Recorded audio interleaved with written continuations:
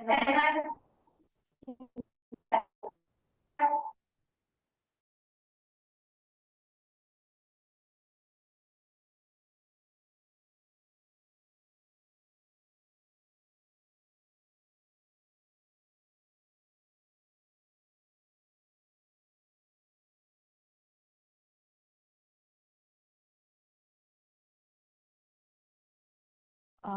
Good afternoon, sir.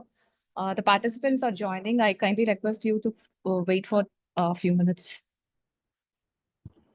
No problem. Thank you.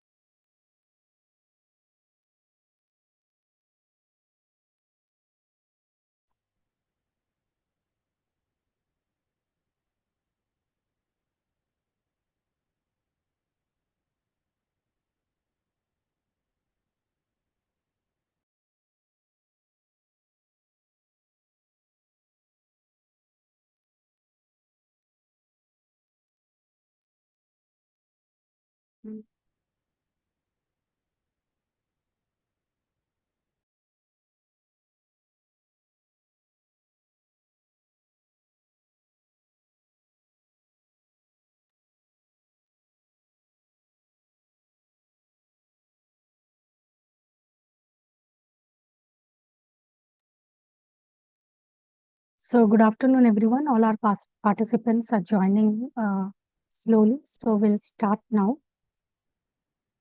A very good afternoon to all of you. I welcome back everyone to our concluding session of this two-day online FDP program. Our next speaker, Dr. Pankaj Saxena, is an author and cultural chronicler who has documented over 1,200 Hindu temples. As co-founder of Brihat, he writes extensively on Hindu temples, arts, literature, history, and culture, blending insights from anthropology, evolutionary biology, and ecology.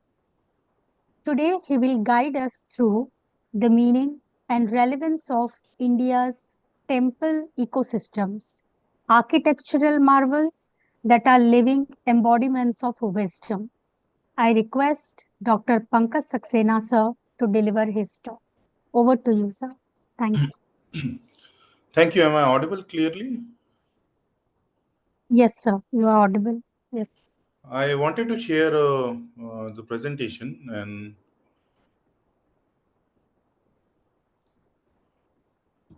Are you able to share the presentation, sir? yeah, I am able to. And Yes.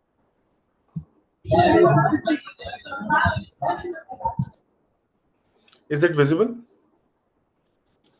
So we can see the folder. Have you opened any PPT? Yeah, I have opened. Okay, no, sir. We can see the folder. Maybe you can close it and then go to the PPT. We can see the folder and the documents. Okay. Yeah, So let me again share the entire screen. sure, sir.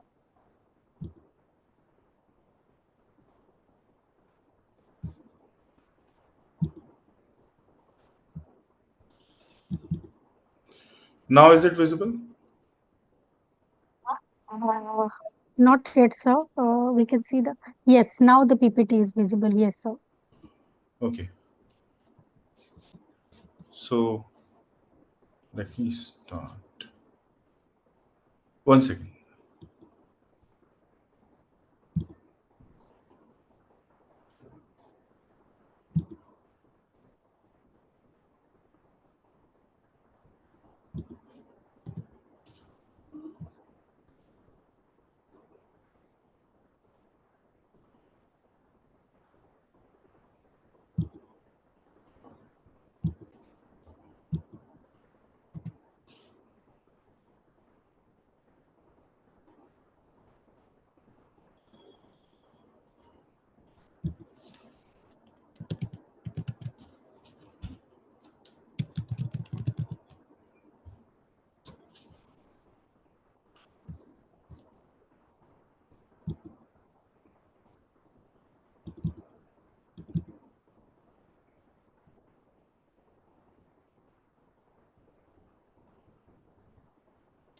Okay.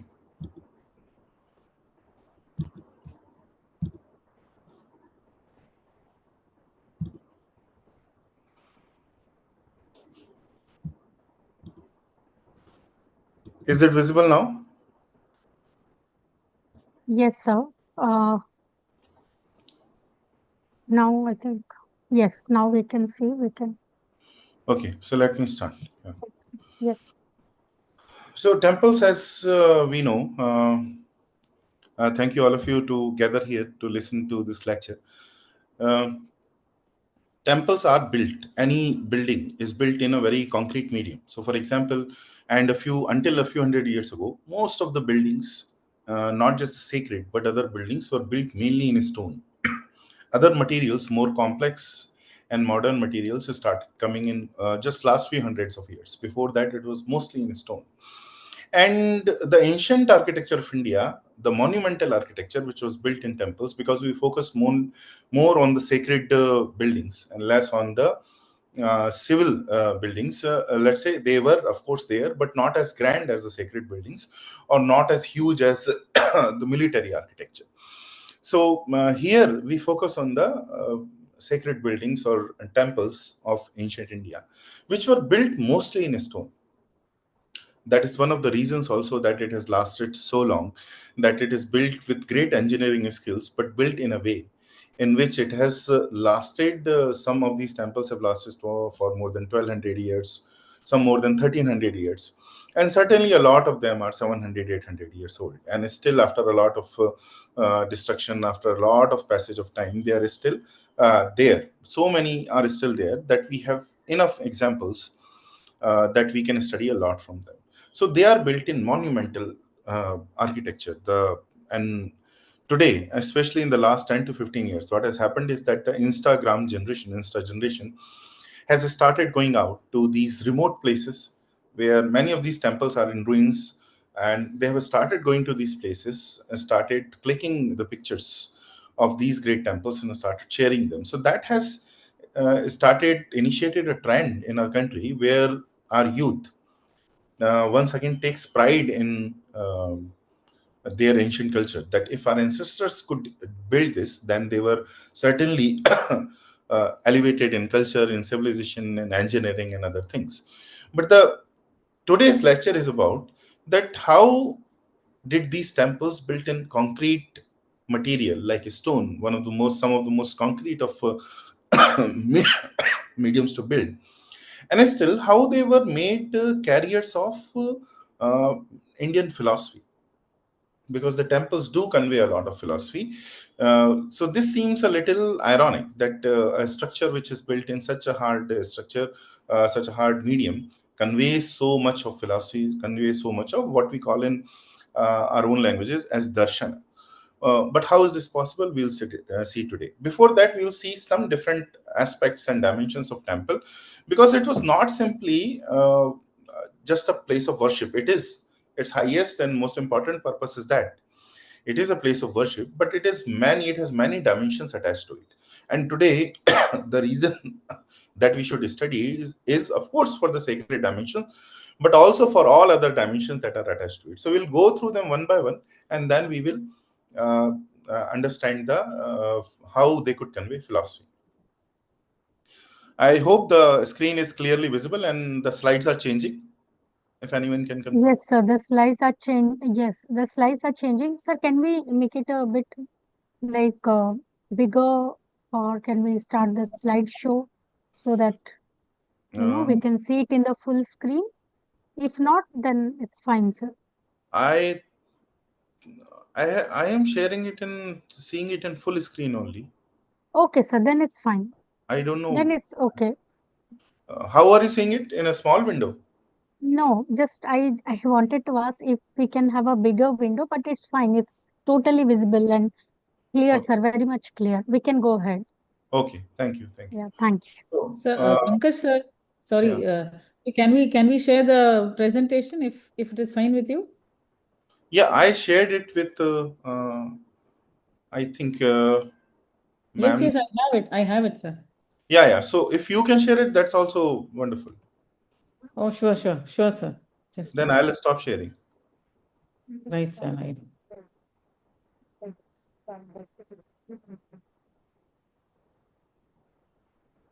Shall I stop sharing? Yes, sir. We'll Yes, share sir. it. Yes, sir.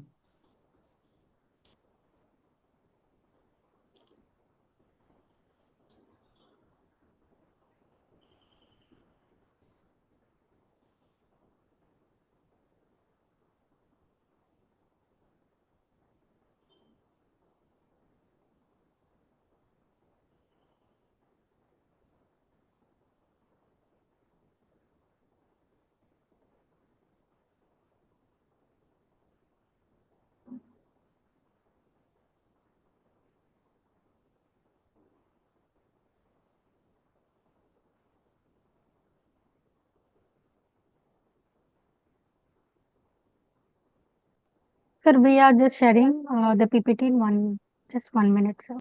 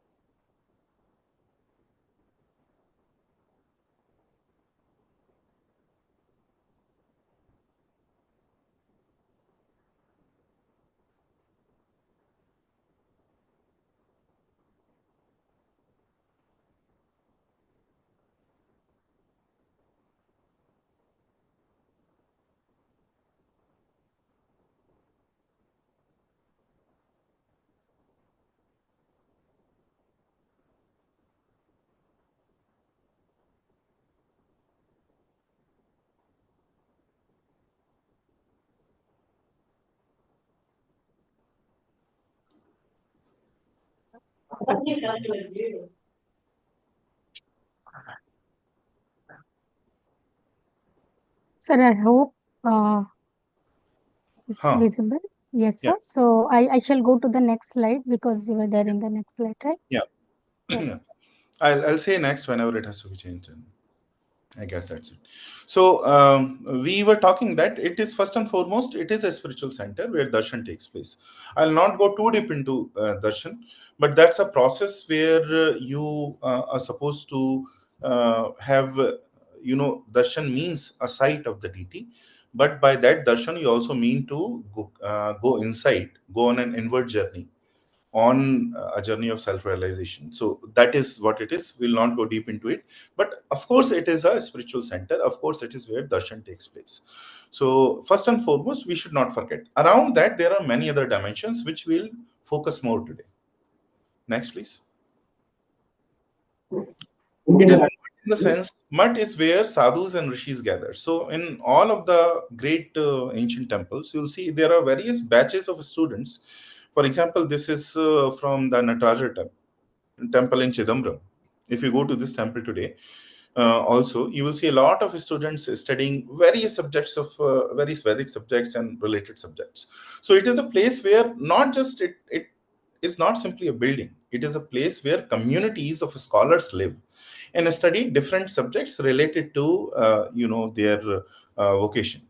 Next, please.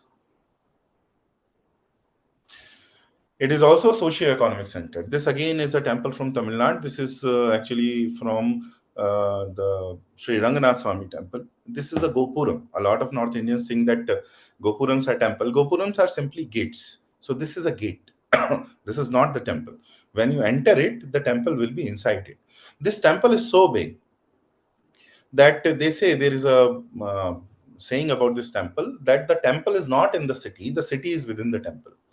And it is actually true in one sense, because the river Kaveri, it divides in two parts at certain place, and then a little further it actually joins once again. So in the middle of it, it creates an island. On that island is called Sri Rangam, and on that island there is this temple. A huge part of that island actually is covered by the temple itself. The temple is so big. So what happens in Dravidian architecture in Tamil Nadu temples, they are concentric squares. So for example, at the centermost part, there will be temple which won't be very high. Around the temple, there will be a courtyard, a square courtyard. And of course, the square courtyard will have a wall. It will be a walled compound. But outside that, if to accommodate more devotees, they will create another compound, another. So this temple kept growing in last 400-500 years. Actually, it grew a lot. It has been there since a long time, but it last 300-400 years it grew even more, and they kept adding courtyards over courtyards, and it became, now it is 7 courtyards big. So this is 7 courtyard means on the 4 corners of these courtyards there will be gates. On many of these corners there will be gates, like this Gopuram. This is the outermost gate of the Sri Ranganath Swami temple at Tiruchirappalli. It is so big that small buses can pass through it inside this gate. And when you go inside, when I entered it, there were vehicles inside the temples flying around. So it is so big. After you go enter another gate, another courtyard, only then after 1 or 2 courtyards, actually the vehicles stop. It's an entire universe in it. There are shops, there are, some people are selling food, some people are selling clothes, even footwear. There are of certain kinds. Even there are banks. One small branch of SBI was technically inside the temple. So inside this courtyard, huge courtyard, there was a whole universe of it. So it's a socio-economic center, because the temple springs a lot of economic activities. For example, there is the deity has rituals. The deity in the Garbhagriha in the temple has many rituals. So many rituals need a lot of bhog. So for that you need a lot of food items which are sold nearby. You need prasadam. When the devotees come, they offer prasadam, which you can buy from the shops outside. You buy dhoop and many other things, which there are small shopkeepers which are all around this temple. And then there are many services. For example, there are many big annadanam which keep happening inside the temple all the time. So for that also, it needs a lot of service. It needs a lot of economic activity. You need raw food material. You need cooks who cook it. You need people who serve it. So there is a lot of economy activity which goes around. Recently, when the Ram temple was built in Ayodhya, they say that a lot of great economy has sprung around it. So it has generated a great economy. Of course, that's a very famous temple, but even other temples also generate a lot of economy. So it is a socio-economic center which generates a lot of activity around it. Next, please. And of course, it is a center of learning. This is a shot of Sringeri, Sharda Peetham in Karnataka. I took this shot when I was there. So it's a beautiful place because it's in a very natural surrounding. It's a natural forest, and River Tunga flows through it. And the temple lands are so big that the river flows through the temple land. So technically, for for a while, the piece of river actually is part of the temple itself. On both sides of the river, it is temple lands only. So you are standing on the bridge and you are watching the river, and you are still inside the temple. You have to leave your footwear outside in the Gopuram, outside the Gopuram in the this place for footwear. After that, you take this umbrella, because it almost 6 months of the year it drizzles, and with bare feet you enter, and everywhere you see there are forests, there is river flowing through, and the forest is so deep that there are animals. You see elephants, which the temple actually rears. Temple has many elephants. Sometimes you see deer running around. There are many other animals also, but deer running around also. And in under many of these trees there are simple sheds, tin sheds, and under these tin sheds, scholars like these, they stay and study some deep subject related to their interest, and Vedic subjects related to the temple and the divine and sacred nature of the temple. So this is what happens for hundreds and thousands of years. Our temple supported a lot of these activities, which generally now happen mostly in universities. They also function in certain subjects as universities. Next, please. And of course, if they are a center for arts, crafts, fine arts, music, dance, singing. If you, when I went to this temple in Tamil Nadu, it is a very famous Kapalishwar temple in Chennai, Malapur. If anyone has gone to Chennai, they will notice. And as soon as I entered, I saw a great classical composition being played by a band of artists. One artist, she was dancing and dancing beautifully. So, but they, on other side of the temple, a rehearsal was also going on. So artists also gather in the temples. They take classes of different arts, fine arts, and teach their students. On their walls, you will see lots of sculpture in temple. On their walls and ceilings, you will see lots of paintings. And these arts are also taught within the temple. And at least that used to be so in almost all of the temple for a long period of time. Now some temples preserve it, some do not, but in many temples you can still see that. So it's a center for arts, crafts, fine arts, music, dance, singing, many different forms of art. Next, please. And it's also a social welfare institution. This again is Sringeri. Almost every big temple has a huge in north we call it Bhandara, in south we call it Annakshetra, Annadanam, which keeps happening. So if you're hungry and if you want food, if you want prasad, you can simply go to a temple, sit, and you will be served food, simple food, but food, which is a philanthropic activity. You nobody asks money from you. If you can donate, you can donate, and however can you can. If you have 10 rupees, you can donate 10 rupees. If you're 100, you can donate 100. If you're 1,000, if you want to do more than that, you can do more than that. And if you have not even 10 rupees, then nobody forces you to. Generally, people who do not have anything, they serve.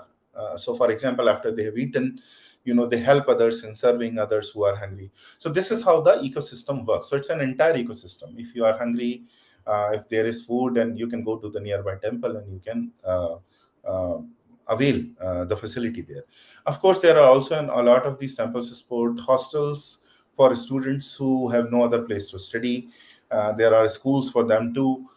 There are hospitals, old age homes, hospitals for the infirm and the poor who cannot pay the bills in uh, private institutions. Now, state is doing all of this, or at least it is trying to do all of this. That if you're poor, there is a Garibi card, and there is a card in which you show in the hospital, and you get treated. But before these government facilities were there, temples used to do that. The sacred divine institutions used to do that. That if you didn't have any money, for the poorest of the poor, these temples used to function like that. A lot of these temples thus have chikitsalaya attached to them. In ancient times, it was mostly Ayurveda. But if you see now, if you go to Goa, if you go to many other places, you will see that there are quite modern hospitals attached to the temples. So they do not just do Ayurveda or traditional medicine. They also do contemporary medicine, or as we call it, allopathy, or those hospitals.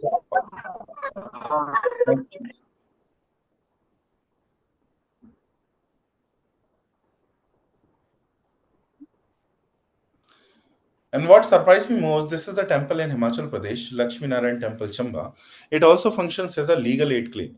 So when I went to this temple, I saw in front of the main temple there was a square, there was a peat, and on it, written on it, there was a plaque which said, placard which said Nyay Chabutra. So I asked the priest there and asked the people there, what does it mean? What is a Nyay Chabutra? So they say we do not go to court or legal courts like High Court, District Court, or Supreme Court for all of our disputes. For most of petty disputes, small disputes within the family, we come to the temple. But I asked that what happens in this in temple regarding a legal case. They say if there is a dispute between brothers, between family, husband and wife, in small things in in colony, we take it to the temple, sit on this place in front of the temple, consider Bhagwan or God, deity, as a witness, and for some people sit on this side, some people sit on that side, and the community that lives there, they decide what is true and what should be done and what should not be done. So imagine that 90% of, they say 90% of our cases do not go to district courts or high courts. So that is a wonderful way in which you have small, not crimes, small disputes resolved by keeping divine and sacred at the center in these temples. You do not increase the load on courts, legal courts, which are very, very loaded, as you know. One study said that if you go chronologically, the waiting time in Supreme Court is now 387 years. If you file a case now, so you file a case and then you find a source so that it is fast tracked. Only then it gets heard. Otherwise, Supreme Court has so much of backlog of cases that it's simply impossible that through regular means that you will get justice. Nobody lives for 387 years. You cannot wait that long. Empires fall during that time. So, but that is the case because everyone now is developing a tendency to go to higher and higher court for something which could be solved at actually a local level. So these things happen, and the legal courts, the penal courts, they are not interested in making the two parties live together peacefully after the judgment is disbursed, because they are only interested in uh, reading out the sentence after the decision is taken. But if you go to any such social authority, they will say that, of course, one family did something to another family, they two are neighbors. Now there are grievances, justice has to be delivered, but after that you two have to live with each other in the same place, so you cannot keep fighting forever. So their focus is to reconciliation. Their focus is not you know uh, only reading out the sentence so that someone is punished. So that way there is less and less grievances in society. Next, please. And it is also a natural preservation site. For example, this temple is Lakshmi Narasimha Temple in Wailing, Goa. Uh, this temple is built in a forest. This is the temple tank. As you see from the temple, you can see how dense the jungle is uh, uh, behind the temple. So this temple itself is built in a jungle. What they did, a temple necessarily needs to have a tank, water tank. So there was a natural stream coming by. They created a Kalyani, a temple tank, on the path of that natural stream. So the stream enters the kund, the temple tank, fills it, and after the tank is full, there is another outlet, and the stream continues after the temple, after it leaves the temple. So in between, they stopped some water in this tank for some time. And the temple, the ecosystem is not disturbed, the stream continues, and culture also benefits by this temple and all the activities that go around here. So it has also preserved the water body and also the jungle around it. So it's also a natural preservation site. In a lot of temples all over India, you will see, for example, in big cities, if you see a temple, an ancient temple, the only trees that you will see in that city, only natural open area, will be in the temple, because everywhere around, buildings have come up and they have their own financial reasons to not keep these jungles around. But the temples do not go by those reasons, and they become the preservation site. But most of them also try to preserve it intentionally. A lot of these ecosystems got destroyed in the medieval era, so not all temples will be like this, but many of them are. In fact, in many places in India, almost more than 50% of temples are like this. Goa, almost 100% temples are like this. Next, please. Now I'll discuss a little meaning, what we intended to study. Yeah, next, please, only. Uh, that how something as concrete as a stone could convey something as complex and sophisticated as temple architecture or philosophy. So there are many meanings of the temple. It's not meaningless. How they design the tower of the temple, how they put sculptures, and where do they put sculpture. There is a lot of thought that goes into it, and the thought is due to a certain philosophy. So this is Lakshmi Narasimha Temple, Harnahalli, Hassan. It's a beautiful temple. Around this is also around 800, 850, 900 years old temple. It's all built in pure stone, sandstone, some pink and red sandstone. It is there, full of Hoysal art. This is a Hoysal temple. The Hoysal dynasty made it. It's famous for extricate sculpture. So it's beautiful, absolutely beautiful. Now the shikhar is in this form, in this conical form. So it is considered as a sacred mountain. In Hindu mythology, in our shastras, there is they mention a mountain called as Mount Meru. So every temple is considered like a Mount Meru or any sacred mountain like Mount Kailash. There are many Mount Kailashes in India. So in a way, Mount Kailash or any such Mount Meru, climbing Mount Meru is equivalent to climbing the mountain of self-realization. So the purpose, as I said earlier, and to go to a temple is to attain self-realization. So here also the purpose is the same. And just like you see, as your eyes travel towards the top where there is Kalash, it is supposed to be the top of knowledge. So you are supposed to get knowledge by going through temple and the activity of darshan in a certain ritualistic way. So it is considered a sacred mountain, climbing which you gain higher and higher stages of knowledge. Next, please. Now, Garbhagriha is the sacred one. The sanctum sanctorum in English, in Sanskrit, it is called as Garbhagriha.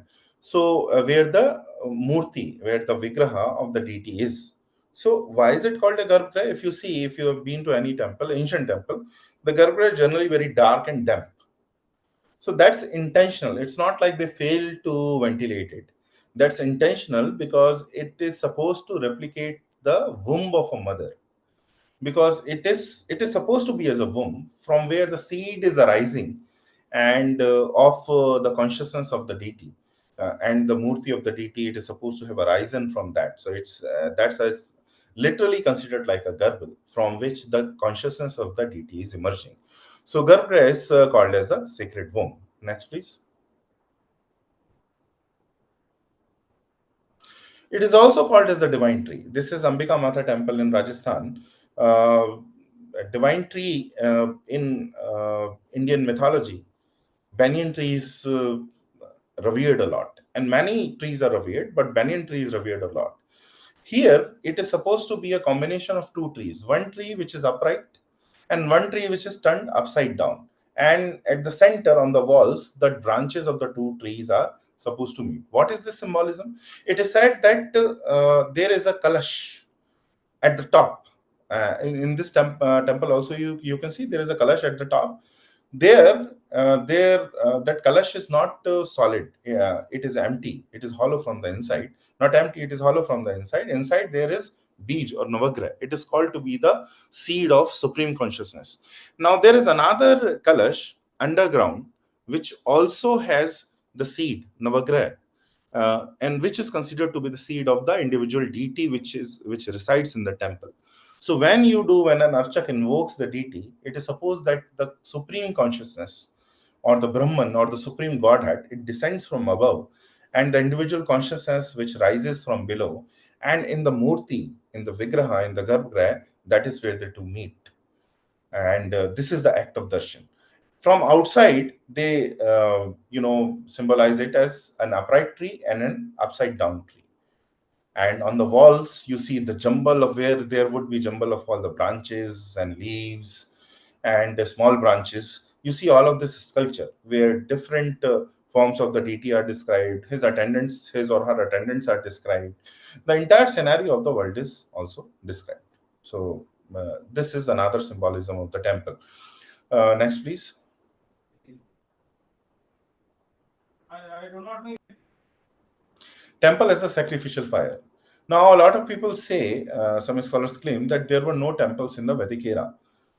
It is true that there were no stone temples like this in the Vedic era. But if you read, they say there were no temples in Ramayana and Mahabharata era too. But that is wrong, because in Ramayana and Mahabharata, there is mention of people going to Devalaya. Devalaya, that word, Devalaya is the word of temple in ancient text. Devalaya means the abode of the god. So the temples used to be there. But at that time, they were built more in temporary material and not in such concrete stone. Stone came a little later, around 2000 years ago or so, as the favorite material. It used to be there, but wasn't the favorite material. But later on, it became the favorite material to build a temple, to create a temple.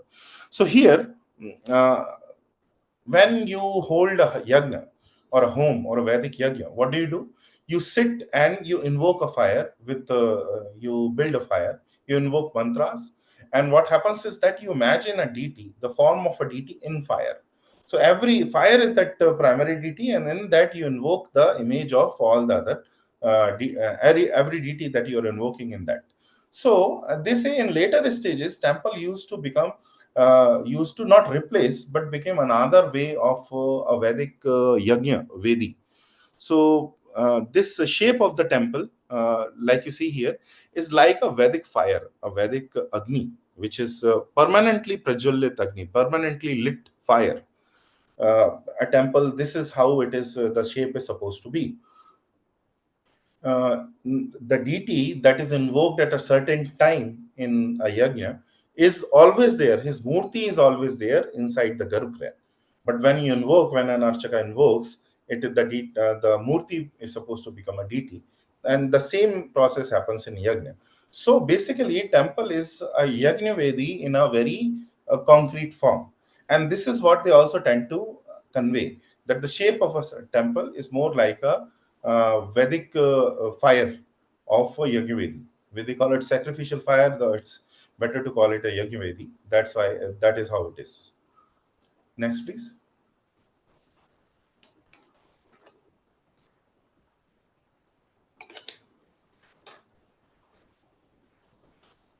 So here you see different kinds of shikhara. I'll not go very deep into it. I'll open it for some questions after I'm done with this. But the point is this: they intentionally put a lot of sculptures around. After they have made very architecture as the vehicle of philosophy. Like I told you, inverted tree, an upright tree, as a seed of supreme deity and seed of the primary deity inside the temple, and the act of darshan that I told you about, then as a sacrificial fire, then as the sacred mountain of self-realization. All of this is supposed to mirror the processes which must go on inside you while you go on an inward journey of meditation, of yoga. That the same process is replicated in the temple. It is just externalized. So it is said that all Hindu rituals, all Indic rituals are in a way externalization of things that go on inside you. What goes on inside our mind, we reflect it outside so that we are able to concentrate on it more. For example, if you are writing something and you are having these thoughts which are good, so what do? The thoughts are there. Your mind you never lose. So you note it down. When you note it down, it's easier to concentrate on them. That how many points I have noted, how many aspects I have covered, and how many aspects do I need to cover after this. So that helps you. That external process helps you. For example, you comb your hair, but if you see a mirror, you are able to do it very well. You wear a shirt and pant and anything, but if you do it in front of mirror, the process becomes you're more concentrated. You can see exactly what is going on. So any ritual, any Indic ritual in this, including temple, is an externalization of the process and processes which go on inside you. Here also the same thing is happening. So that's why they were able to convert the most concrete of mediums to convey some of the most abstract of ideas. Now, let us, you do not need to go deep into this. I will just introduce these ideas and these words to you so that you remember. Temple architecture in India is mainly divided into areas, Nagar and Dravid. Nagar is in the north, Dravid in south. There is another third style called Vesar, three primary style, which we'll discuss later on. Now, in north, there are primarily three kinds of shikhar. For example, the one on the left hand side, Latin. On extreme left is Latin. So here there is latas. So lata means creepers. Creepers of these mashed window patterns.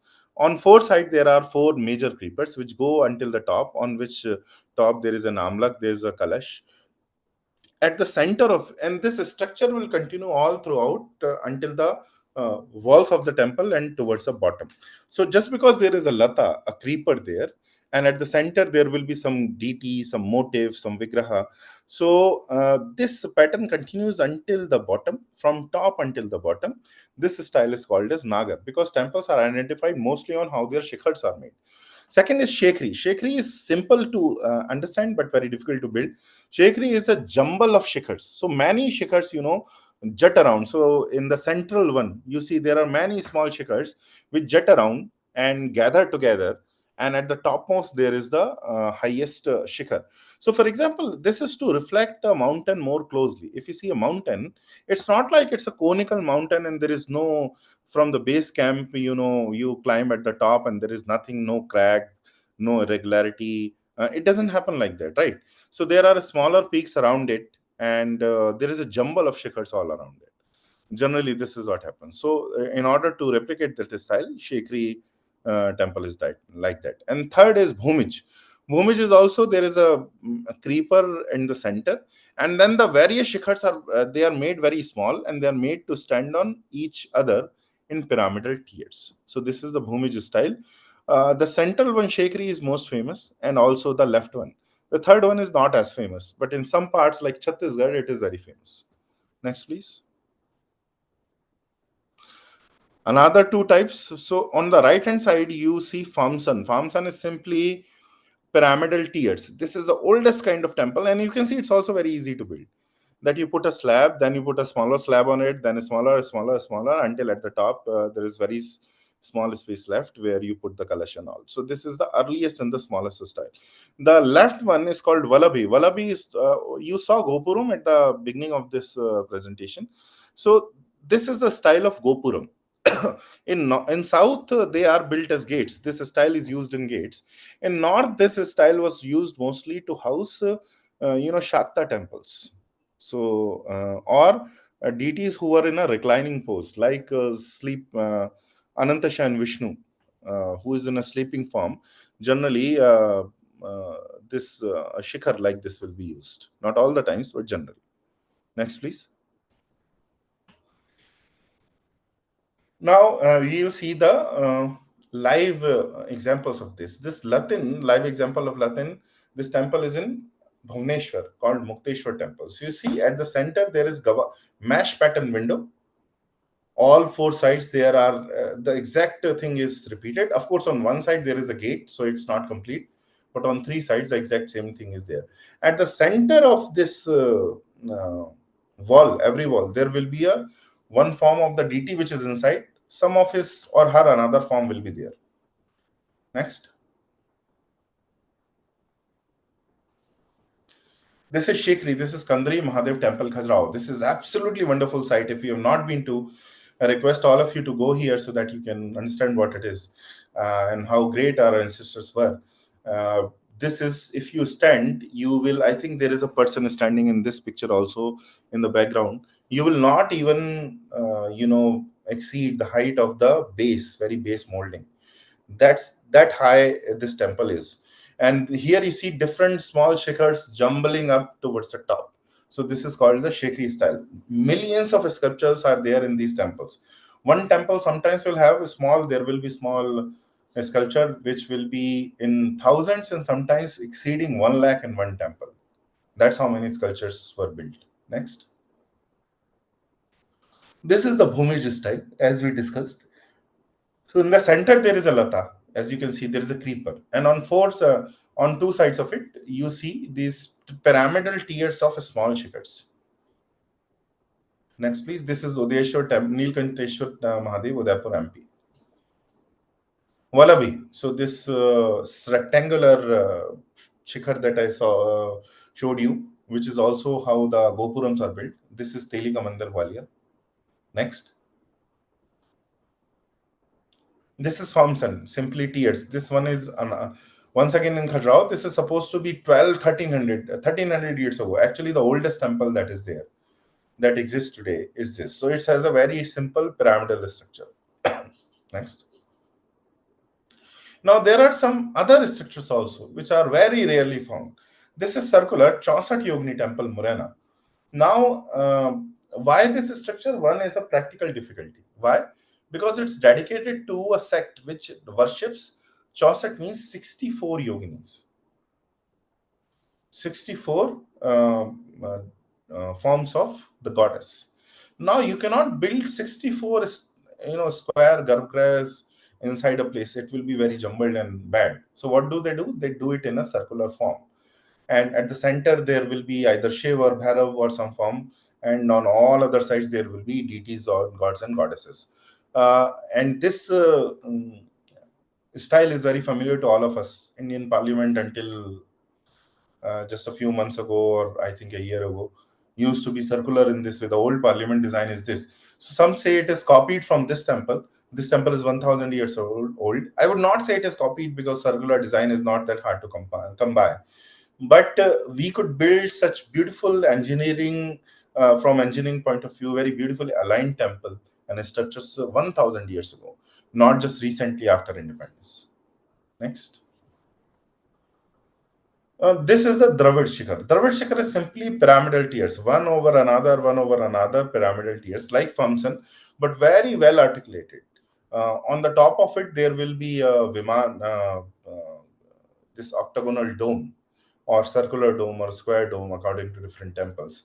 But there will be, Dravid temple is defined by, tiers of pyramidal tiers. Every tier is articulated in Kood, Chal, Panjab, different architectural terms, but they will be articulated. More and more sculpture would be there.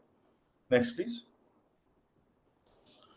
Vesar is a combination of Dravid and Nagar. So Nagar is in north, Dravid in south. In Karnataka, they also, played a little by combining the two. So there are pyramidal tiers, but they are also circular in nature. So some of the two features are there. So this is Dod Basappa temple in Karnataka, Dumble. Next. Brihadishwar temple. Now we will go through some of these examples. After that, I'll open it up for questions, if any. This is the real. Can we go? This is the real picture of Brihadishwar temple, Thanjavur, where you can see how big it is, because the people that are there, they don't even reach until the first year. Next. This is an example of Vesar Shikhar, Chanakeshav temple, Somnathpur. It's a Trikut. There is another temple. Trikut meaning three temples joined in a common mandapa. The third temple is not visible in this picture, but there is a third temple. You see how beautifully decorated it is. There is no cement involved. They use some material, but it's mostly just a stone. Next. Abhi, we'll go through a few of these beautiful temples to give you an idea of how different places were there. After that, we'll end. This Brihadishwar temple had a Gopuram which is 216 feet high. It is the highest temple right now. They say in Champaran, Bihar, they are building another temple. Karnak temple in Odisha used to be bigger, but then it collapsed. So now Brihadishwar temple is the big. This was built 1001 CE. Next. The dome at the top is 25-ton dome, resting on 80-ton granite. So a huge endeavor. Next. This is another copy of the great temple. The earlier temple, Brihadishwar temple, was built by Rajraj Chol I. His son made another big temple, which is not as big, but it has beautiful sculpture, much more beautiful than the earlier temple, in Gangaikon Cholpuram, one of the finest Chol sculptures. Next. Like this. All the walls will be adorned by this sculpture like this. This is Shiva and Parvati doing the hair of the king. So this is a symbol of honoring the king, elevating him to a great place. These are Panch Rathas Mahabalipuram. Here you see many styles. So cylindrical, octagonal dome, square, garbhagriha. These are all cut from a single stone. So a wonderful feat indeed. Next. In Mahabalipuram, there is another Shore temple. This is around 1300 years old, or 1400 years old. One of the oldest temples is still standing. Absolute marvel. Everyone should visit. Next, please. So here is, earlier the ocean used to hit the temple with its waves. ASI actually made an embankment, so there is now less weathering of the temple. I'll address the questions just after I go through this slide. Next, please. Near this, there is this panel, Arjuna's Penance, it is called, in which various stories of the Puranas and Mahabharata are etched. Once again, rock cut, absolutely wonderful. There is this Mahishasur panel in one of the caves. You see the direction. This is a sculpture, and you see the direction in this. Mahishasur is lurching towards the demon. Demon is recoiling, and you see a direction in this. To give direction in sculpture like this on a wall is very difficult, and they have done it. Next. Kailashnath Kanchipuram. This is one of the most wonderful temples. It is said that most of the Dravid temples are based on this. It is so, and not just Dravid temples. They say a lot of temples in India take their inspiration from this temple only. It was so well developed at that time. Next. Yeah, different aspects of this. In the right hand side, you see Bhikshatan Shiva, who is going for Bhiksha, doing a penance for certain thing. Certain act that he did. Next.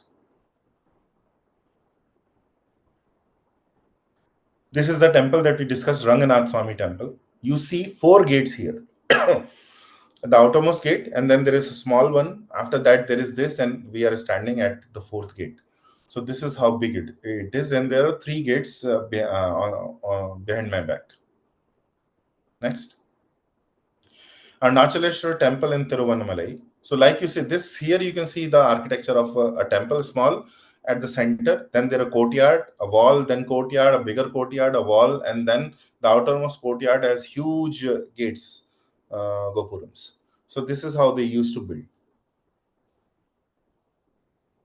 Meenakshi Amman, whenever we see gopurams of the south, the gopurams of Meenakshi Amman temples are the most famous and the most colorful.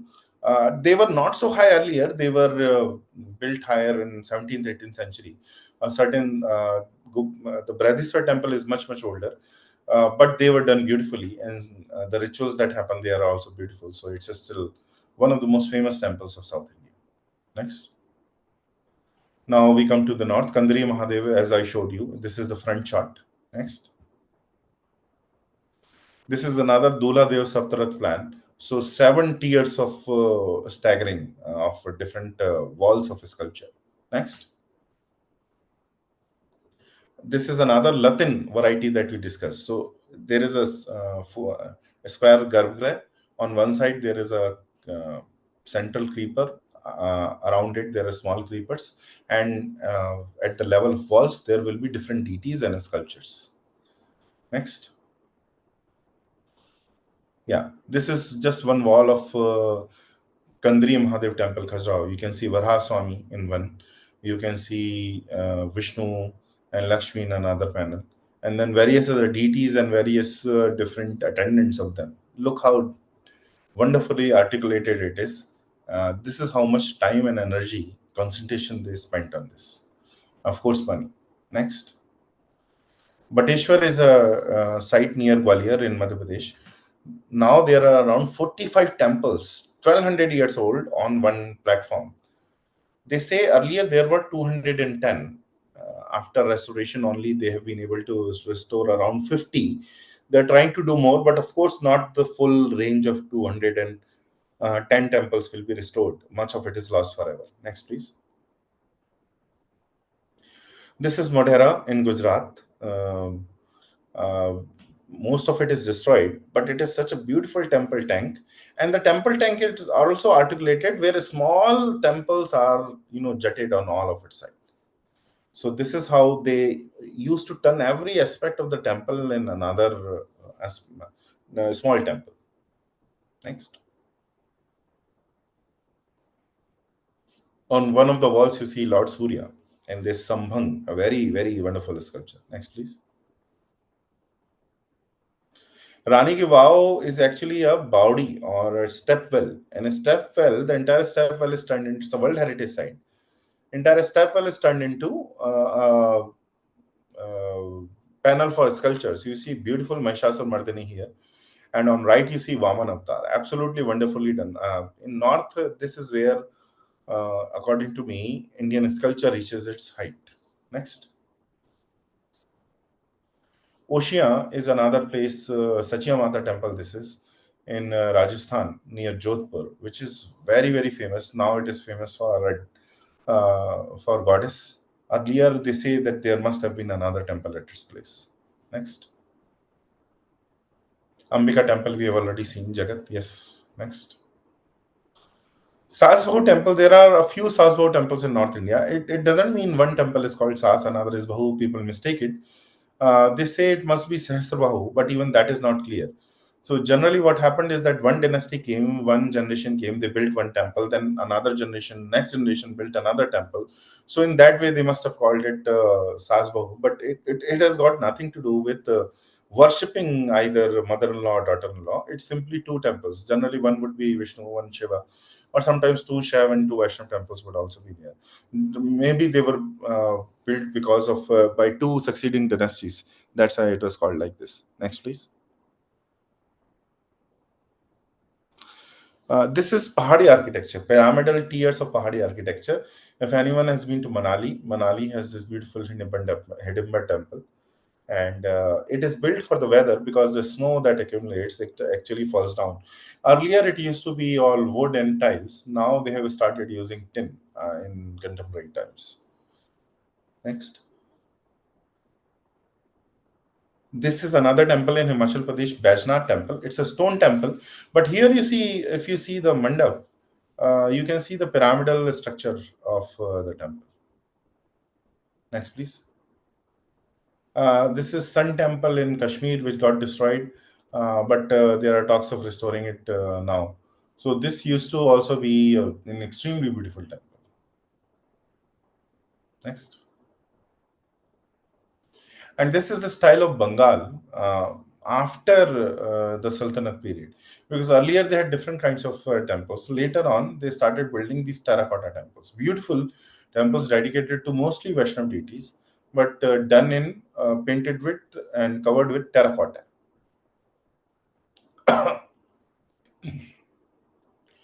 This is one of the oldest temples of India, 1400 years ago in Kanpur, near Kanpur, Bhitargaon. Completely built of brick. They have not used stone in this. Next. This is Bhuramdev, Chhattisgarh. As I said, Chhattisgarh is a Bhumij land. So you see a lata at the center, and on four sides, there are different tiers of different shikhars. Bhuramdev. Next. Kailashnath Ellora. This is one of the greatest wonders of the world. The entire temple has two stories, and it's cut out from a single stone. It's on a hill. The entire hill is cut out, and this temple is created. It's one of the greatest success stories. The ceiling, the floor, the sculpture, everything is just carved out. So it's basically a sculpture carving, which has been given the scale of architecture. Next, please. Virupaksh Pattakal. This is another great temple. It was inspired by the Kailashnath temple was inspired by this temple. Next. Sun Temple Konark, as we discussed, this is just a mandap where the devotees stay. It is not the entire temple. The main shikhar is gone. Imagine the main shikhar must have been, was much higher than this. Next. Lingaraj Bhubaneswar, another Latin. Next. Jagannath Puri is the same sort of architecture. Next. Elephanta, they are cave temples. This is Ardhanarishwar, which is a form of Shiva and Shakti in one form. Now, the Portuguese invaders, they used to destroy a lot of these temples. So they did target practice. They shot at they used their guns to practice their targets because for them, this was not a good way to, access the sacred or divine. So much is destroyed, but still we can see how good it must have been. Next. This is the only sculpture which was not destroyed. Sadashiva it is called. And this is one of the most beautiful temples in Karnataka, Veer Narayan Temple, Belawadi. There is a third temple. It's also Trikut, meaning three temples with common mandap. But the third temple is so far away. There are three mandapas which connect it that its shikhar is not visible from here. Next. This we have also seen Chanakeshwar temple in Somnathpur, Kedareshwar temple. In this you can see the design of three temples very clearly. This is how it is. Next. And this is where we died. This is the lake temple of Anantapur, Kasargod. So all around, like a courtyard, there is this water body. At the center, there is the temple where you have to walk through a narrow passage. The famous temple crocodile, if anyone of you have heard, Babia used to live there. Now there is another Babia there. So the legend is that this crocodile never eats any non-veg. It's a vegetarian crocodile, and when one is dead, another one is miraculously found in the waters. So this is the legend. This I just showed you a different variety of how many different kinds of architectures we had, and we used to convey the same philosophy through all of this architecture. Now I open it up to questions. If you have any, you can please put your questions here. Yes, thank you so much, sir. So shall I stop sharing and we can take You can a stop. few questions? Yes, thank you. So we already have one question in the chat box. So Karthikeyan asks, is there any relationship between the Vimana and the shape of Meru? So could Meru you is also please- a mountain of self-realization. It's an internal. Meru is not a real mountain in the sense it's not outside there. So it's supposed to be a mountain which is inside there. We are supposed to be at the base because our consciousness is not elevated. So you're supposed to climb one step, many steps until you are at the top. It is supposed to be the temple of self-realization. The structure of the temple is in the shape of a mountain. So they will make it seem like a mountain, look like a mountain, to make you feel that, of course, that journey is being made. That's it. Okay. Sir, I have one question. We were talking about how maybe at the time of Ramayana and Mahabharata, temple might not be there, but you also told that maybe some Devalaya were there. And I also remember how Subhadra went to a temple, and that is how she got married to Krishna. So, what do you think if constructing or building a temple was not that regular during that time? What might have been the reason behind constructing temple as a regular process in a society? Yeah, I actually What? have a theory. I keep speaking on this. I have a theory, Mhm. and I will put it out. So earlier, we were a very ecological society. Our way was Utsarjan and Visarjan. So, for example, like when Ganpati Puja happens, so what do? We make a murti, we worship it for 7 days or however many days, and then after the worship is done, we do Visarjana. Just like Devi also, when the Navdurga festival comes. Even today, if you do hold a yagya, they will create a yagyavedi, do yagya, and when you are done, they will dismantle it. So that's how it's a very ecological way of doing things. So there are no very great permanent structures. That's how we used to be earlier times. In the times of Ramayana and Mahabharata, that's how the temples must have been. But what happened later on is after the coming of Buddhism in India, after the arrival and the invention of Buddhism in India, what they started doing, Buddhists started putting Buddhist chaitya on all the mountains of India, big, huge monolithic Buddhas. So after that, it became almost necessary in order to compete and to leave your cultural imprint on future generations. They thought that it must be necessary now to create a stone temple. So that's when there are stone temples from before that too. Some signs are there, but most of the temples postdate that.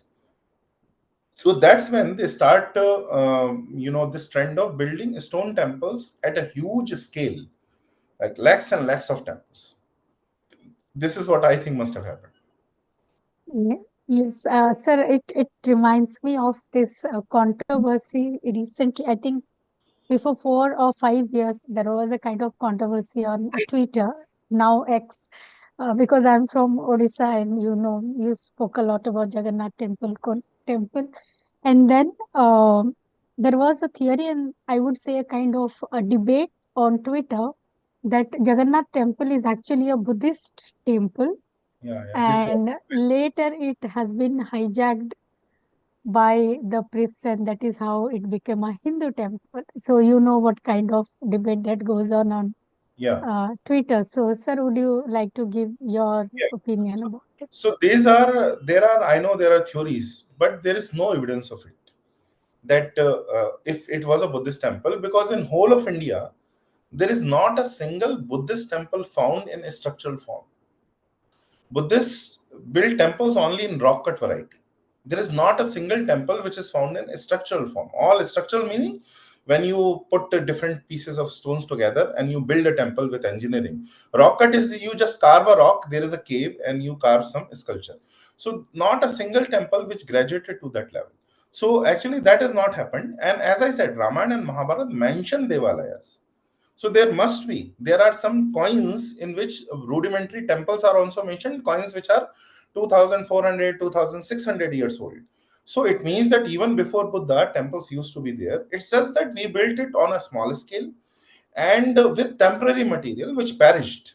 Because if you see, a lot of people say Dravid architecture, if you see, it seems like the roof is built of, crisscrossing bamboos, and they reflect the same architecture in even today in stone also, but there is no evidence that this happened. So we cannot say that it is true. Okay, so thank you, sir. We have one question in the chat box. I would read it out. With due respects to all religions, unlike churches and mosques, temples are not mandatory places of visit in Sanatana Dharma. So, what, sir, in your opinion, is the role of temples in promoting environmental awareness and education? And how can we ensure the long-term sustainability and relevance of temple ecosystems in modern times? Yeah, so one thing is that see, the Hindu way is not to make things like this compulsory. So like we are not used to, we will also not like it if a priest comes to our home and say you have to come to temple, this leave everything that you're doing, you have to come to temple.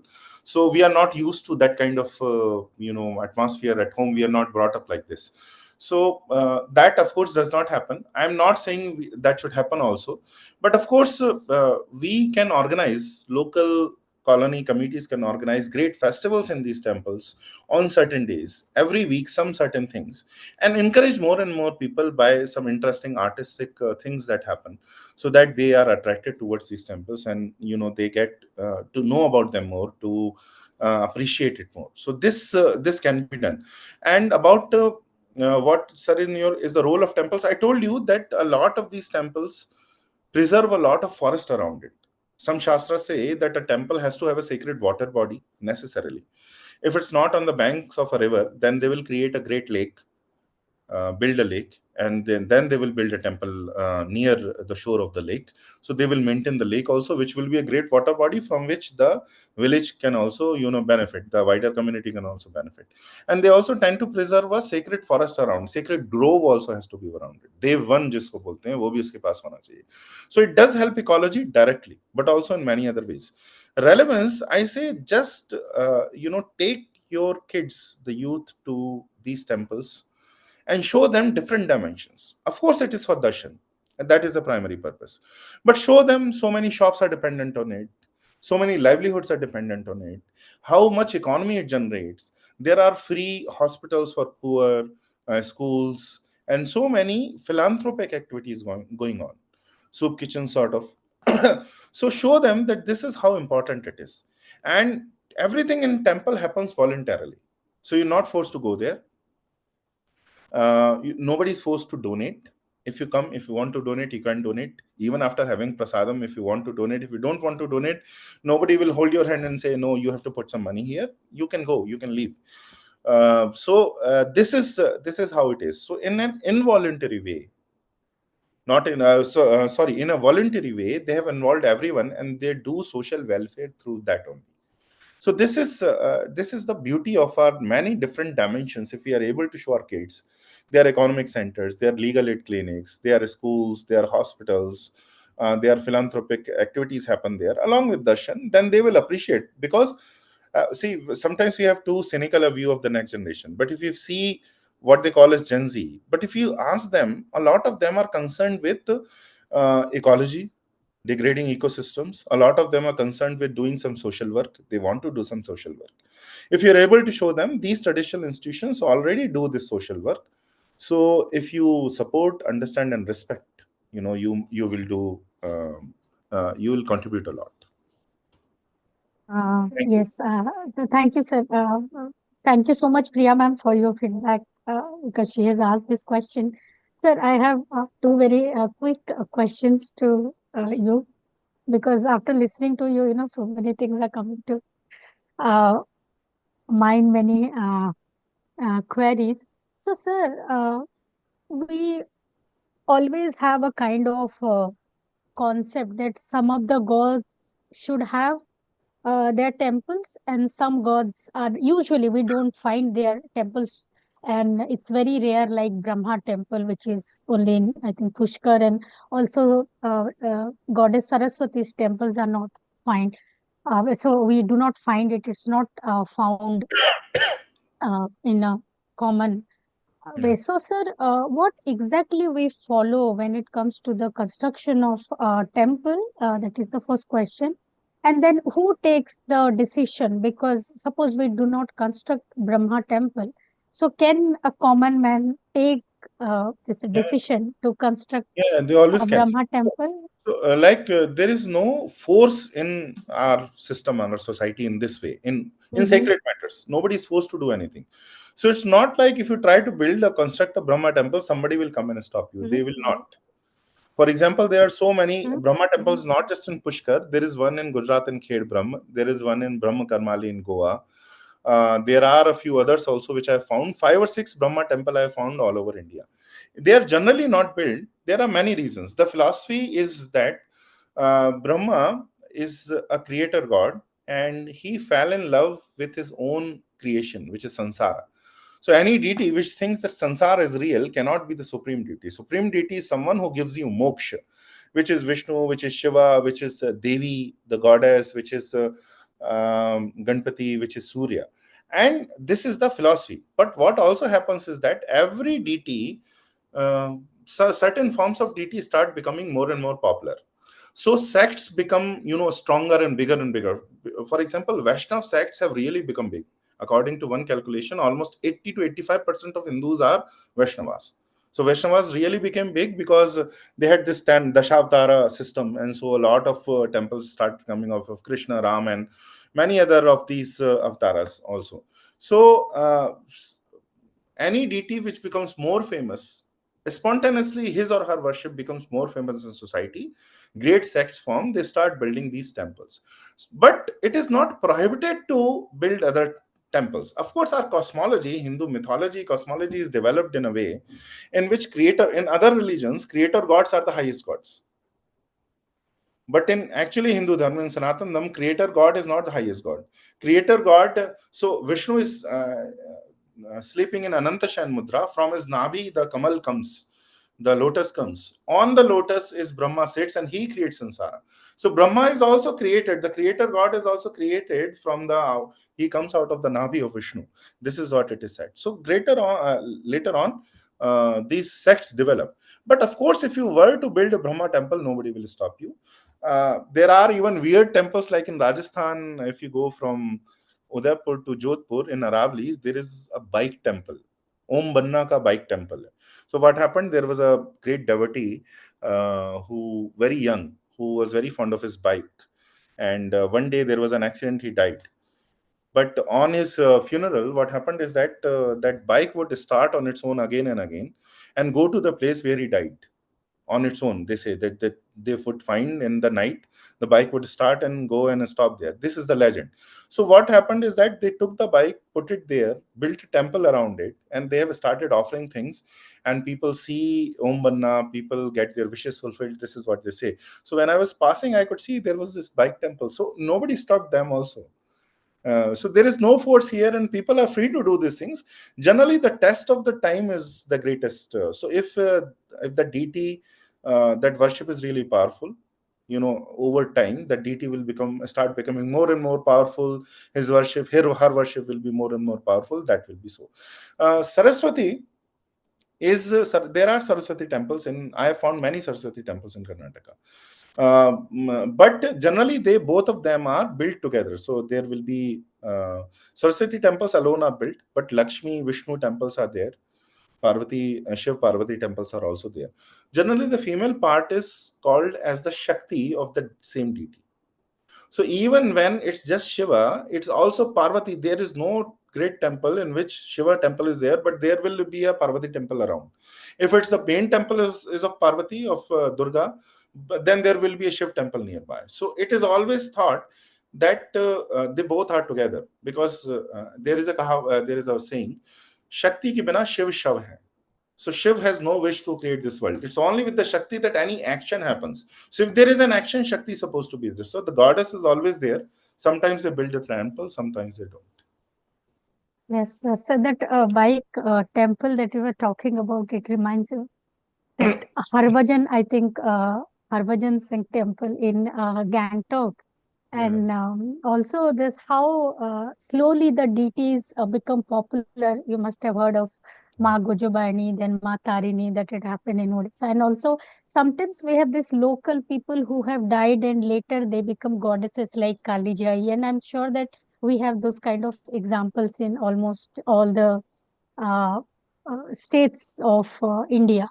Recently this how Sai Baba has become popular and he has become a part of. Santoshi Mata became popular after the movie, actually. Yes, exactly. So I think it's very fascinating.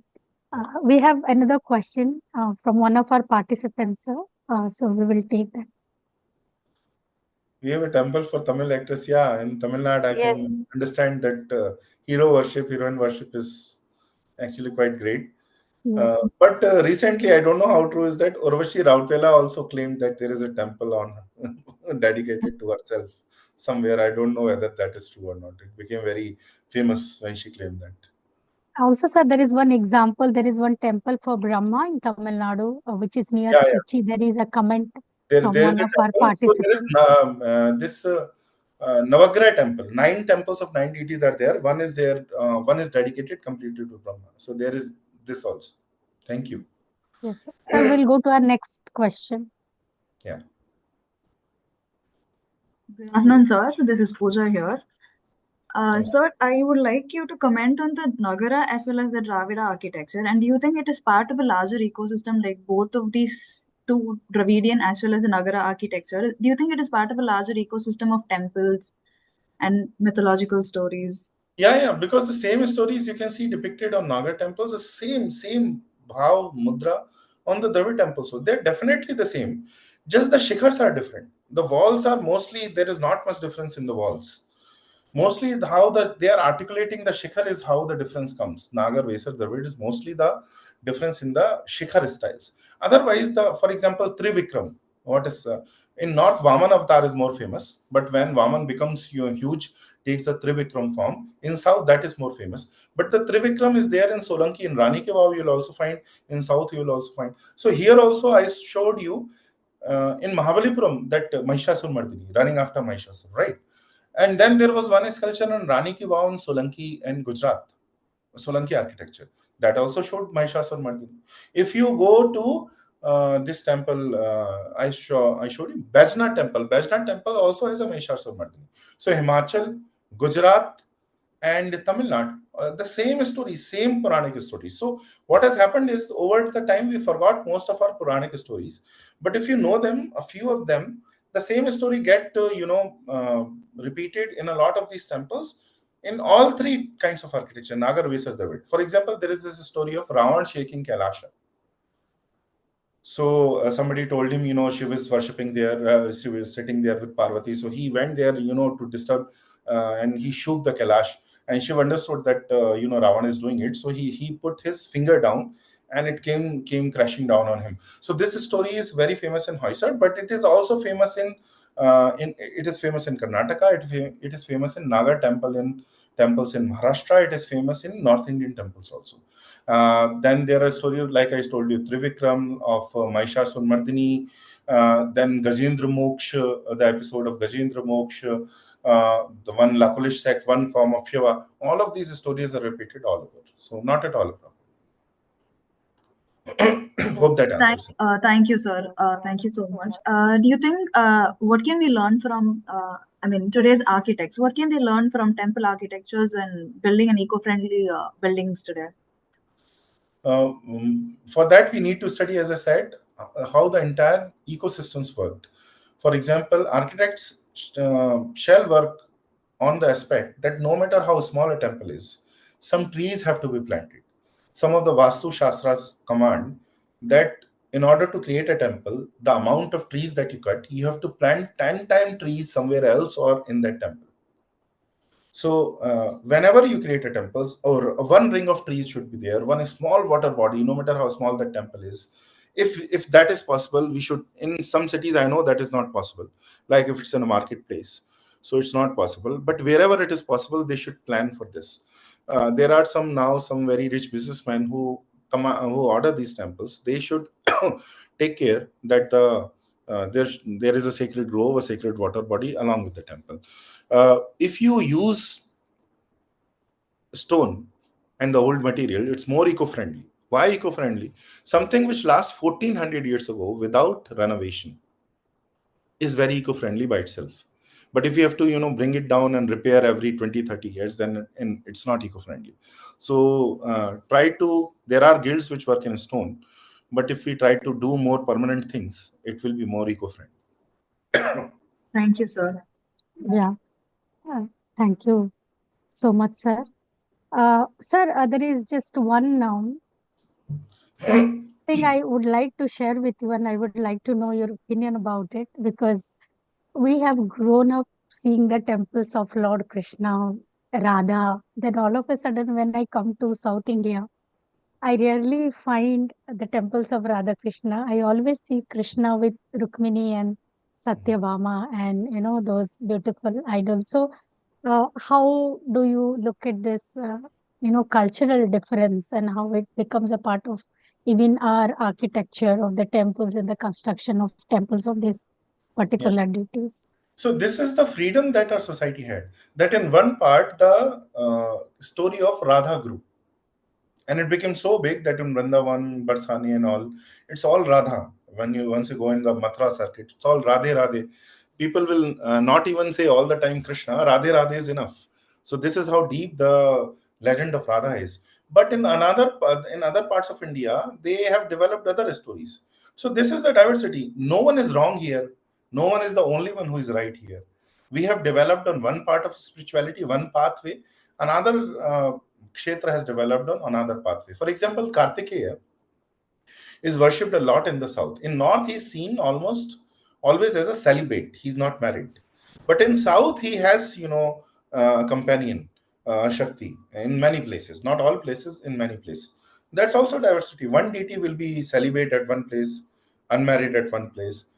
So his, that aspect of that deity is worshipped. In another place, another aspect is heightened. That is all the diversity which should be there, which is there, which should always be there. Yes, sir. And sir, what do you think about this Padmanabha Swami temples, the door which is closed? You must have done, your research on it. So would like to have your opinion. You want to know what's hidden? That nobody knows. Nobody will ever tell you. That is only the temple committee and those people will know. But of course, there must be some, not just riches, but certain ritualistic aspects must also be there. Some ritual, according to which it's not so good to open those vaults now. So let it be. Our way is to let those temples function as they do and not disturb too much with them.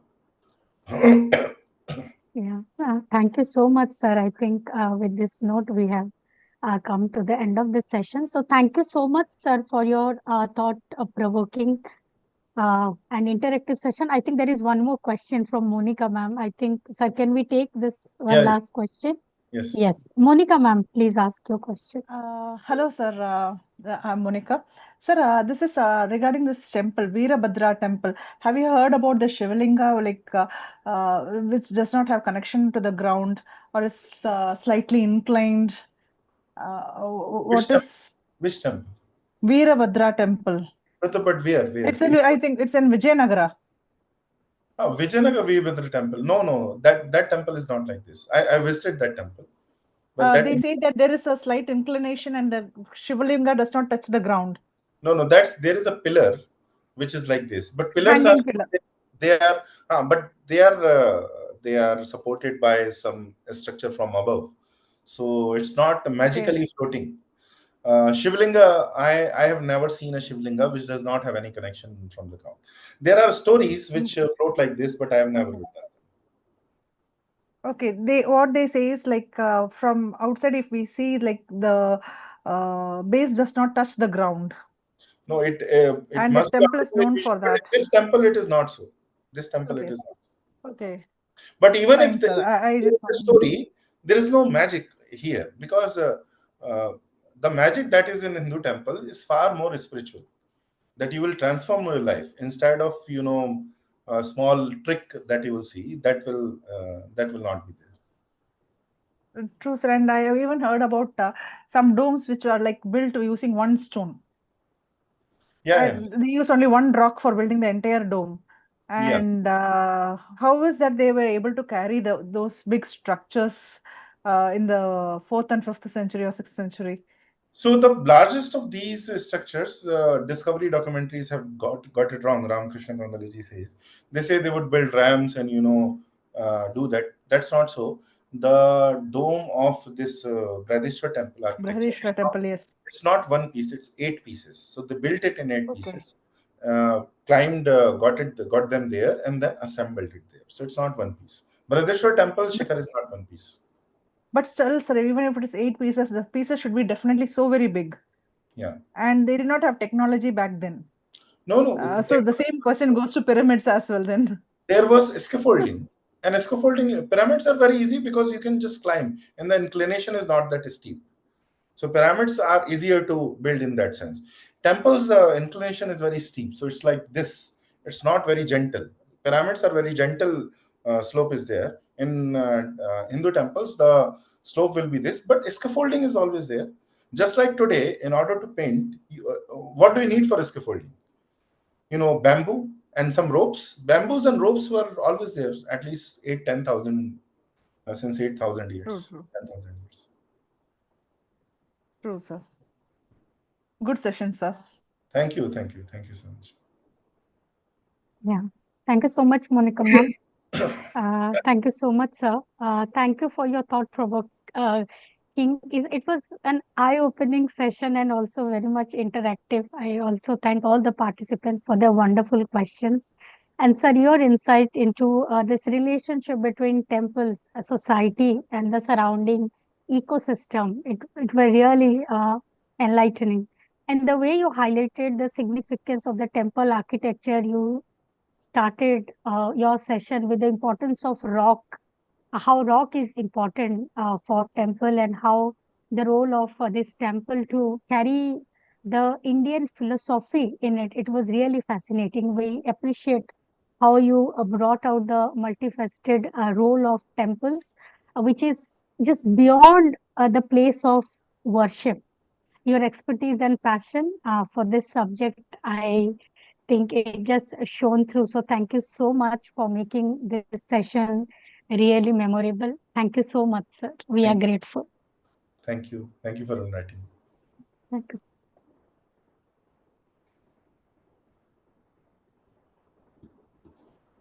Now I request all the participants to please switch on your camera so that we can take a group photo with sir. Can you please switch on your camera?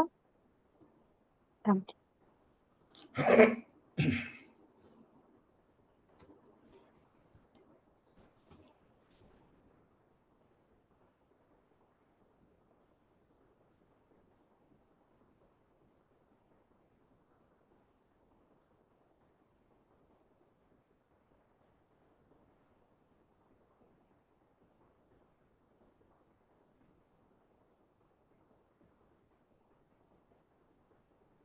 Thank you. Thank you. Now, I request our co-convener, Dr. Sulagna Mohanty, to present the report of the 2-day online faculty development program on integrating Indian knowledge systems into teaching and research.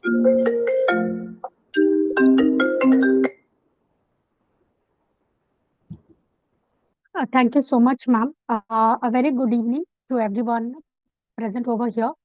Over the past 2 days, our 2-day online faculty development program on integrating Indian knowledge system into teaching and research, organized by the Department of Languages, Culture and Society, SRM Institute of Science and Technology, has been a journey through the vast and vibrant landscape of India's civilization wisdom. We begin with the keynote address by Sri Raghava Krishna, founder and CEO of Brihat, who impressively emphasized the relevance of Indian knowledge systems in contemporary education and research. This was followed by an engaging session with Dr. A. Srinivas Sharma, who explored India's remarkable contributions to mathematics and astronomy. Yeah. The last session Yeah. on the first day was by Dr. Ketu Ramachandrasekhar, who illuminated the participants about symbolism and identity embedded in ancient Indian forms, Indian epics, and architecture. Our day 2 commenced with Dr. Subramanya Kumar K, who shared the holistic healing tradition of Ayurveda and indigenous knowledge systems engagingly and very much interactively. This 2-day FDP was concluded with an interesting and enlightening session by Dr. Pankaj Saxena, who guided us through the sacred ecosystem of temple architecture, sculpture, and iconography. Across all these 5 sessions, participants engaged actively in discussions, question and answer sessions, and reflective exchanges. The program successfully bridged ancient wisdom with modern pedagogy, aligning with the vision of our National Education Policy 2020.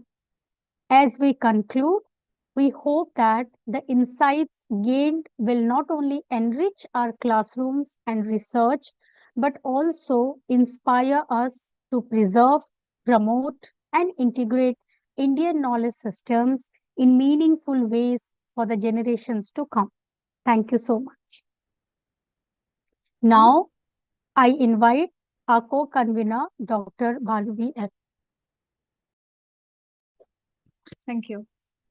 It is my honor to invite a distinguished academician, dedicated educator, and accomplished researcher, Dr. N. Hema, Professor, Directorate of Learning and Development, Principal, Cambridge Professional Development Center, SRM Institute of Science and Technology, to graciously address the gathering.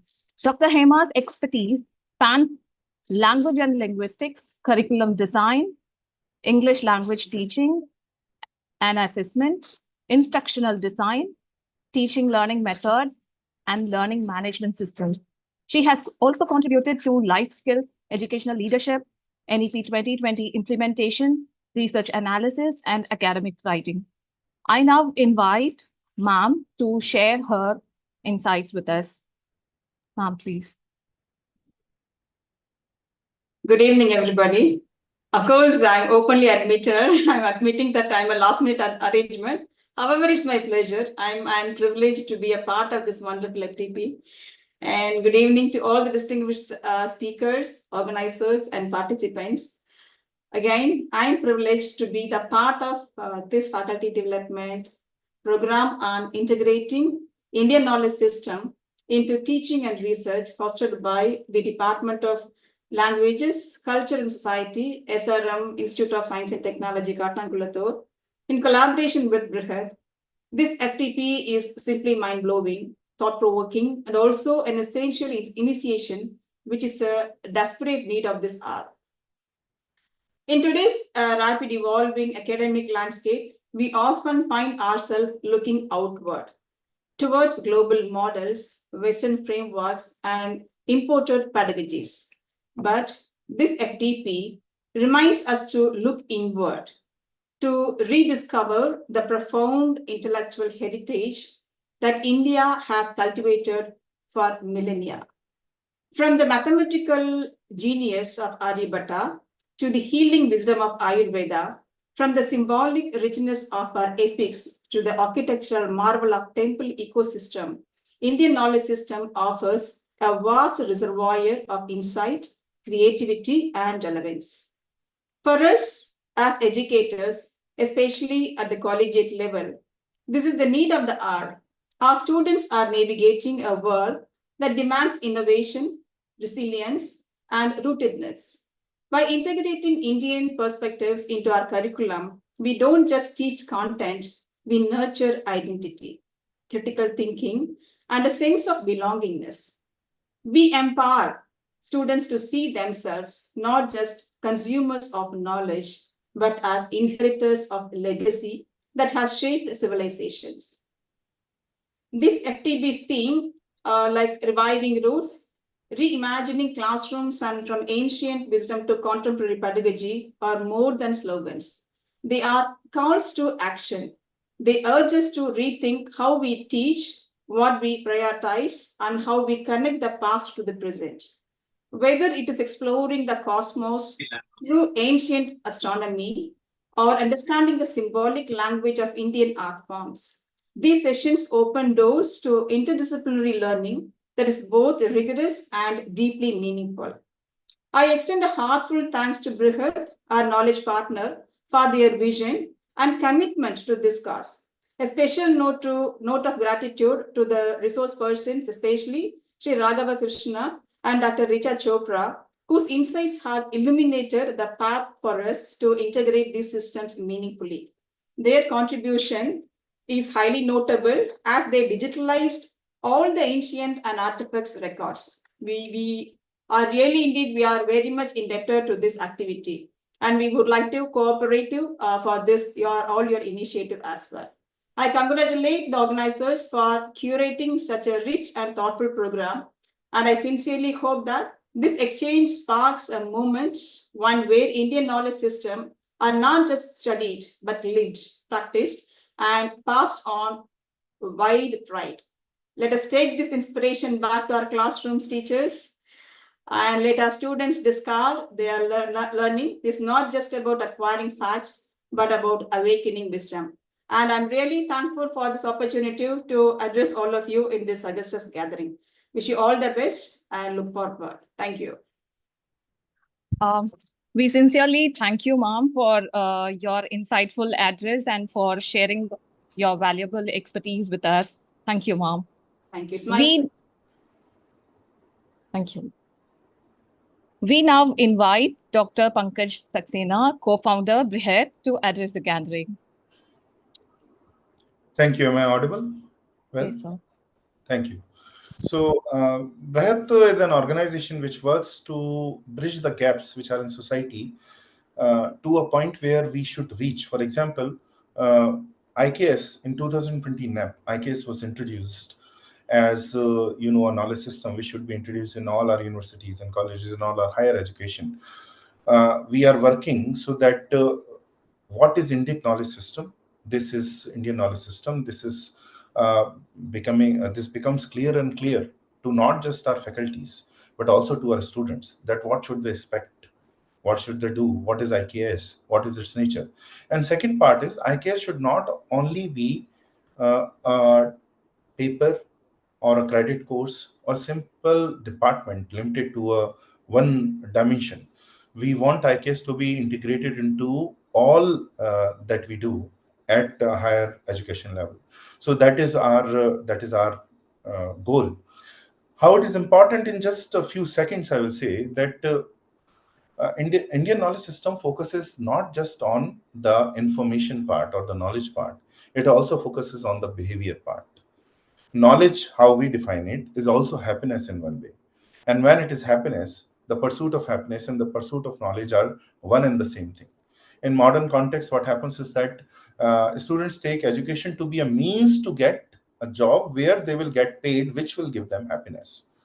But education itself is seen as somewhat of a torture or not very pleasant thing, which they have to go through in order to get to a thing which is pleasant. But in the Indic concept, knowledge itself is it gives pleasure, because the pursuit of pleasure, of the highest pleasure, and pursuit of knowledge becomes one and the same thing. So how does knowledge change our behavior?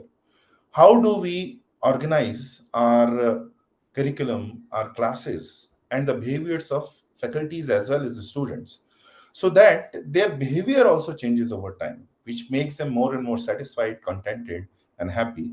That should be the goal of ICAS, and that is how Bharat aims to work deeply with different universities, different educational institutions, esteemed institutions like yours.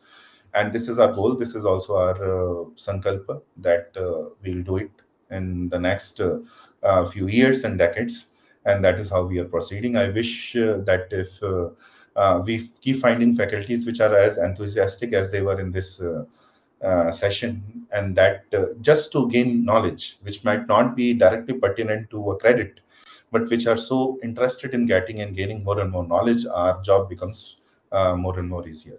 Thank you. Thank you very much.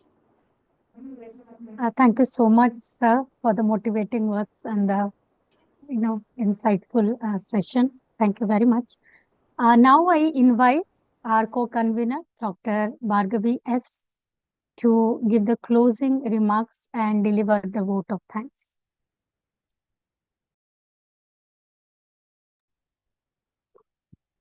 Thank you, Sulagna ma'am. So over the past 2 days, we have traveled from the soil beneath our feet to the cosmos above, from the sacred walls of temples to the intricate symbols and art, from healing traditions to contemporary pedagogy. On behalf of the Department of Languages, Culture and Society, I thank all our distinguished speakers, participants, and organizing team members for making this FDP a space for learning, reflection, and inspiration. May the insights we have gained here continue to enrich our classrooms, our research, and our collective journey towards knowledge that is both ancient and ever new. Before we conclude, it is my privilege to express our heartfelt gratitude to all who made this event possible. On behalf of the department, I take this opportunity to thank our patrons, Dr. T.R. Paribender, Founder Chancellor, Dr. Ravi Pachamuttu, Pro Chancellor Admin, Dr. P. Satyanarayanan, Pro Chancellor Academics, Dr. R. Shivakumar, Chairman, Trichy and Ramapuram campuses, our advisory board, Dr. C. Muthamar Shelvan, Vice Chancellor, Dr. S. Ponusamy, Registrar, Dr. Linus Jesu Martin, Dean, College of Engineering and Technology, Dr. Bernard Shah Napoleon, Dean, Research, Dr. Artanariswari, Chairperson, School of Basic Sciences, our convener and chairperson, Professor L. Kavita Nair, Head, Languages, Culture and Society, College of Engineering and Technology, for the constant support and encouragement. Our sincere thanks to our distinguished speakers, Sri Raghav Krishna, Dr. Srinivasa Dharma, Dr. Ketu Ramachandra Shekhar, Dr. Subramanya Kumar, Dr. Pankaj Saxena, and for their insightful and inspiring sessions. We extend our gratitude to all the participants, faculty members, research scholars, technical support staff, and all the volunteers for their enthusiasm and engagement, which have truly made this FDP a collaborative learning experience. Finally, I thank each one of you for being part of this academic celebration of India's civilizational wisdom. May we continue to integrate these profound traditions into our pedagogy and research, ensuring they live vibrantly in our classrooms and scholarship. Thank you all. There is a note. E-certificates would be provided through the registered mails within 2 weeks. Thank you all. Thank you, Yes, ma'am. now we will share the feedback link in the chat box. We request all the participants to please fill the feedback form. Thank you. Sulagna, group photo before we end. So I request all the participants to please switch on your camera so that we can take the group photo.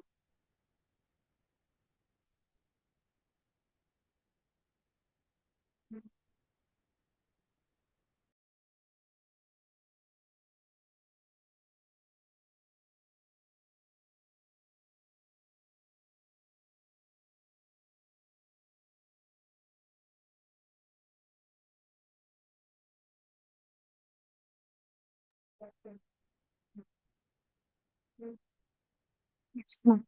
Thank you. Yeah.